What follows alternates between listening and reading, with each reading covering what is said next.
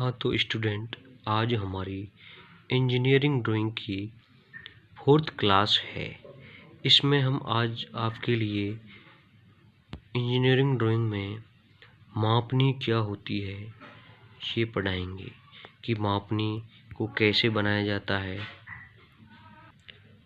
Topic का नाम है मापनी की रचना करना। यानी हमारे जो सिलेबस में है वो मेन है साधारण मापनी। यानी साधारण मापनी किस प्रकार बनाई जाती है। इसमें 2 इकाइयों में नाप खींची जा सकती है, जैसे सेंटीमीटर यानी सेमी और मिलीमीटर यानी mm, जो सामान्यतः उपयोग में लिया जाता है। इसी प्रकार मीटर या डेसीमीटर आदि भी इसकी मापें ली जाती हैं।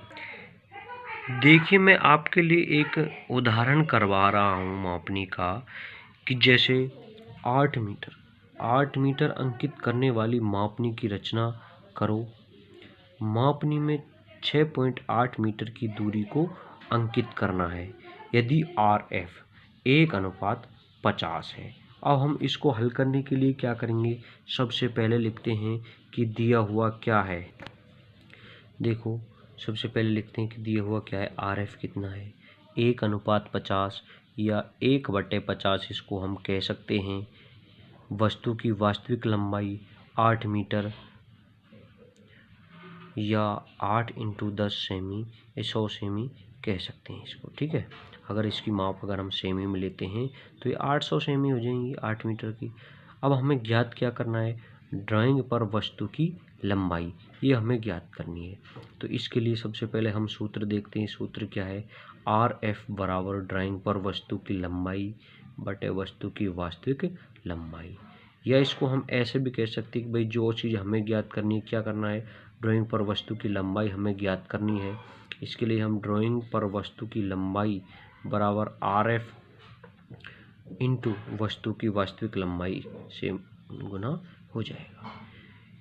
RF कितना है 1/50 इंटू 8, यानी कि वस्तु की वास्तविक लंबाई कितनी है 8 × 100 सेमी। यानी सेमी में लिखते हैं तब जाके हम इसमें 100 गुना करते हैं, नहीं तो इसकी लंबाई कितनी थी 8 मीटर। मीटर को सेमी में बदलने के लिए 100 से गुना करते हैं। अब इसको हम काटते 0 से 0 काटी, ठीक है।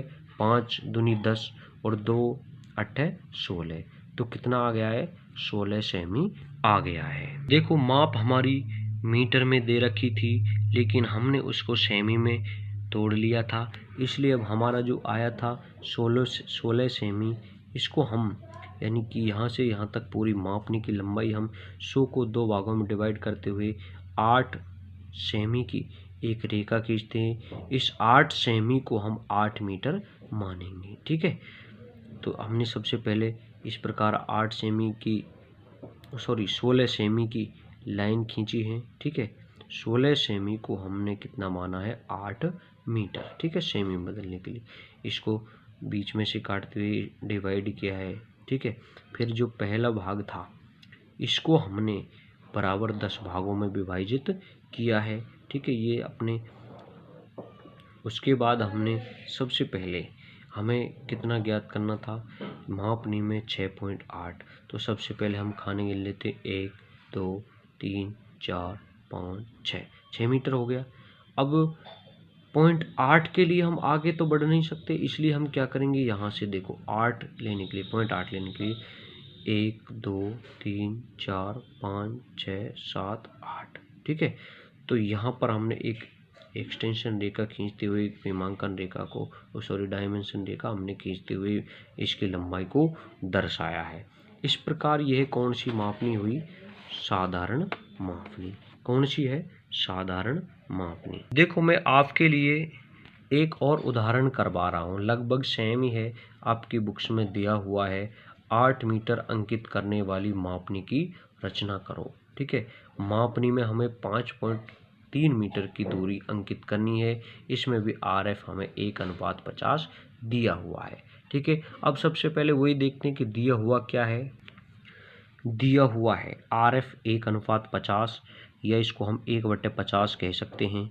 वस्तु की वास्तविक माप 8 मीटर या 8 इंटू 100 सेमी, इसको हम कह सकते हैं ड्राइंग पर वस्तु की लंबाई ज्ञात करनी। सेम उदाहरण है, ठीक है, उसी की तरह है। इसमें केवल 5.3 मीटर दिया हुआ, उसमें 6.8 मीटर दिया हुआ था, ठीक है। इसके लिए भी देखो हम सूत्र लिखते हैं। सबसे पहले आर एफ बराबर ड्राइंग पर वस्तु की लंबाई बटे वस्तु की वास्तविक लंबाई, या इसको हम अपने हिसाब से ऐसे भी लिख सकते हैं कि ड्राइंग पर वस्तु की लंबाई ड्राइंग पर वस्तु की लंबाई बराबर RF इंटू वस्तु की वास्तविक लंबाई, ठीक है। RF कितना है, 1/50 इंटू 8 इंटू 100 सेमी। अब आप कहोगे कि ये 100 कहाँ से आया है, यानी 8 मीटर को हम सेमी में बदलेंगे तो 8 का गुना 100 से कर देंगे। इनको काटने पर वही है, 0 से 0 काटते हैं, 1 0 कट जाती है, 5 से 10 को काट दें 2 बार, 2 गुना 8 करते हैं तो 16 सेमी आ जाता है, ठीक है। अब हमें इसी प्रकार 16 सेमी की मापनी बनानी है, ठीक है, और इसको हम 8 मीटर मानेंगे। उसी प्रकार की मापनी देखो, सबसे पहले हम यहाँ से और वहाँ तक यानी कि 16 सेमी की, ठीक है, 16 सेमी की हम इस मापनी को बनाते हैं। इसके 2 भागों में डिवाइड करते हैं, फिर इसको हम 8 भागों में डिवाइड करते हैं इस प्रकार से। अब ये जो 8 भाग हैं इनको हम मीटर मानते हैं। क्या है, मीटर मानते हैं। फिर जो पहला जो भाग है इसको भी हम 10 भागों में डिवाइड करते हैं, ठीक है। 10 भागों में हमने इसको डिवाइड कर लिया है, इसको हम डेसीमीटर कह सकते हैं, ठीक है। अब देखो हमें यानी कि सबसे पहले 5 मीटर लेना है, तो 1 2 3 4 5 मीटर हो गया।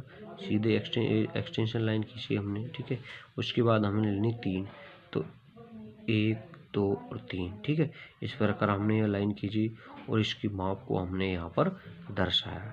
इस प्रकार हमने ये साधारण मापनी तैयार कर ली है। अब अगर इसमें से किसी को दिक्कत आई है तो कमेंट कर देना और चैनल को सब्सक्राइब करना ना भूलना, वीडियो को लाइक कर देना और अपने सभी फ्रेंड्स को इसे शेयर कर देना। ओके। हाँ तो स्टूडेंट, आज मैं आपके लिए इंजीनियरिंग ड्राइंग में मापों का अभ्यास कराऊंगा, यानी कि माप क्या होती हैं।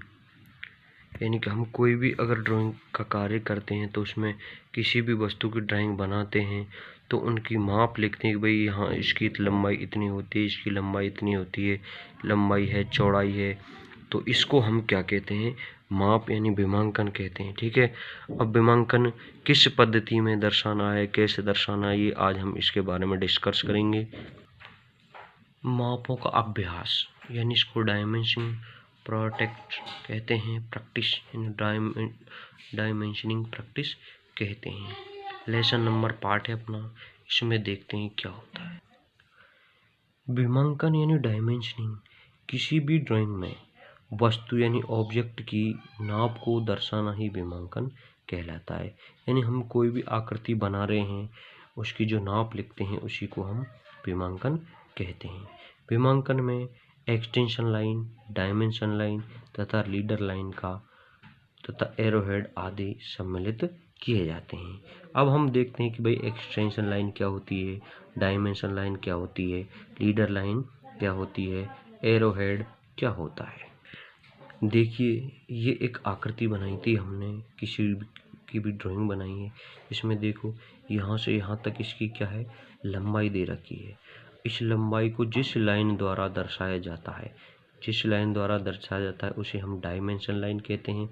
और जहाँ पर ये डायमेंशन लाइन जो जाकर रुकती है, दोनों तरफ देख रहे हो जो एरोहेड लगा हुआ है, जहाँ पर ये रुक रही है इसको हम कहते हैं एक्सटेंशन लाइन। अब एरोहेड आप देख रहे हो, इन्हीं कोई तीर का निशान जो होता है इसी को हम एरोहेड कहते हैं, ठीक है। अब देखो लीडर लाइन क्या होती है, यानी जैसे मान लो जिस लाइन से हम दर्शा रहे हैं, जैसे मान लो ये है या ये है, जो भी लाइन है उसको हम क्या कहते हैं, लीडर लाइन कहते हैं, ठीक है। अब देखते हैं विमांकन, यानी किसी भी ड्राइंग में वस्तु ऑब्जेक्ट की नापों को दर्शाने विमांकन कहलाते हैं। मैंने अभी आपको बताया है। विमांकन में एक्सटेंशन लाइन अभी मैंने आपको बताई थी, डायमेंशन लाइन तथा लीडर लाइन और एरोहेड मैंने आपको बताया था, जो तीर का जो निशान लगा हुआ था उसे एरोहेड कहते हैं, ठीक है। अब यानी कि हम कोई भी ड्राइंग बनाते हैं तो इसकी नियम होते हैं, ठीक है। यानी इस मापों को लिखने के भी नियम होते हैं, ऐसे नहीं हम मनमाए जहाँ पर जिस माप को लिख देते हैं, ऐसा नहीं है। तो इसमें पहली जो प्रणाली, इसको संरेखीय प्रणाली या एलिजेंड सिस्टम कहते हैं। इस विधि में क्या होता है, डायमेंशन लाइन ऑब्जेक्ट लाइन के समानांतर होती है। डायमेंशन लाइन ऑब्जेक्ट लाइन के सीध में यानी समानांतर होती है। सभी नाप डायमेंशन लाइन के ऊपर तथा मध्य में लिखी जाती हैं। डायमेंशन का माप डायमेंशन लाइन को तोड़कर नहीं दर्शाया जाता है, यानी इसमें लाइन को तोड़कर नहीं दर्शाना चाहिए, ठीक है। इस प्रणाली में सभी माप ड्राइंग शीट के सामने से तथा राइट हैंड साइड से पढ़ी जाती हैं, ठीक है। अब देखो, जो ये आकृति आप देख रहे हो उसमें अभी बताया था कि डायमेंशन लाइन के समानांतर होती है। तो ये जो क्या है, समानांतर, यहाँ भी इतना ही है, यहाँ भी इतना ही, समानांतर होती हैं, ठीक है। डायमेंशन लाइन को तोड़कर, इसमें कहीं पर भी तोड़कर नहीं दर्शाया गया है। इस प्रणाली में सभी माप ड्राइंग के सामने से यानी इस तरफ से इधर पढ़ी जाती हैं, ठीक है।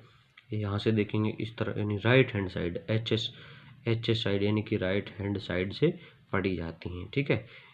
और इसमें देखो, अब आप देख रहे हो यानी कि ये डायमेंशन लाइन हो गई, ठीक है, जिससे हम माप दर्शा रहे हैं, डायमेंशन लाइन हो गई। और जहाँ पर ये लाइन रुक रही है वो एक्सटेंशन लाइन हो गई, ठीक है। और ये इसकी ऑब्जेक्ट लाइन या इसको हम बॉर्डर लाइन कहते हैं, ठीक है। इस प्रकार ये जो पद्धति है संरेखीय पद्धति है, इसमें लाइन को तोड़कर नहीं दर्शाया जाता है, ध्यान रखा। और जो माप होती है इसको बीचों बीच में लिखा जाता है। अगली जो पद्धति है एक दिशीय प्रणाली है, इसको यूनिडायरेक्शनल सिस्टम भी कहते हैं। इस विधि में भी डायमेंशन लाइन ऑब्जेक्ट लाइन के समानांतर ही होती है। इसमें माप सिर्फ सामने से ही पढ़ी जाती है। खड़ी डायमेंशन को बीच में से मिटाकर माप को सामने से सीधा लिखते हैं, यानी माप हमेशा इसमें सीधी रहती है। ऐसा नहीं इसको, जैसे मान लो ये 45 है, उसमें क्या था, 45 को इस तरह से लिखा गया था, ठीक है, इस तरह से लिखा गया था, लेकिन यहाँ पे क्या है, सीधी लिखी जाती हैं। तो ये इसके लिए नहीं है, ठीक है। इसमें जो माप है सीधी लिखी जाती हैं। और यानी जो खड़ी डायमेंशन लाइन होती हैं उनको बीच में से तोड़कर लिखा जाता है। बाकी जितनी भी हैं अपने नीचे वाली जो लाइनें होती हैं समानांतर होती हैं। और एक चीज़ और ध्यान रखना स्टूडेंटों, कि जो पहली डायमेंशन लाइन होती है वो बॉर्डर लाइन से 6 से 8 mm दूर होती है, और बाकी की जो सभी लाइनें 8 mm या 9 mm के बीच में होती हैं, ठीक है। ये एरो हेड होता है।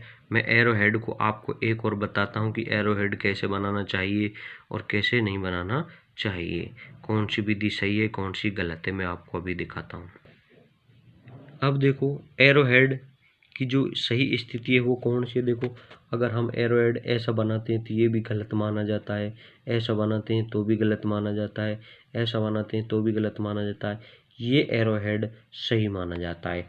इसके लिए क्या है, जैसे मान लो ये इसकी जो लंबाई चौड़ाई है, यहाँ से यहाँ तक जैसे मान लो लंबाई हो गई और ऊपर से यहाँ तक चौड़ाई हो गई, इसका अनुपात होता है लंबाई 3:1, ठीक है। हाँ तो स्टूडेंटों, हमने आपकी ड्राइंग को बारी बारी से चला रहे हैं, प्रत्येक लेसन को कंप्लीट कराएंगे, इसलिए वीडियो को पूरा देखा करो। अगर कुछ समझ में नहीं आए तो कमेंट कर दिया करो, ठीक है। और अपने सभी फ्रेंड्स को इसको शेयर कर देना और लाइक कर देना, और चैनल को प्लीज़ सब्सक्राइब कर देना। मेरा उद्देश्य है कि मैं 1000 सब्सक्राइबर कर ऑनलाइन क्लास करना चाहता हूँ, ऑनलाइन क्लास चलाना चाहता हूँ। तो प्लीज़ मेरी मदद करें, मैं तुम्हारे लिए कुछ करना चाहता हूँ। इसके लिए आपको कोई शुल्क भी नहीं देना है, ठीक है। सारी जो क्लासें हैं वो निःशुल्क होंगी। Okay, thanks.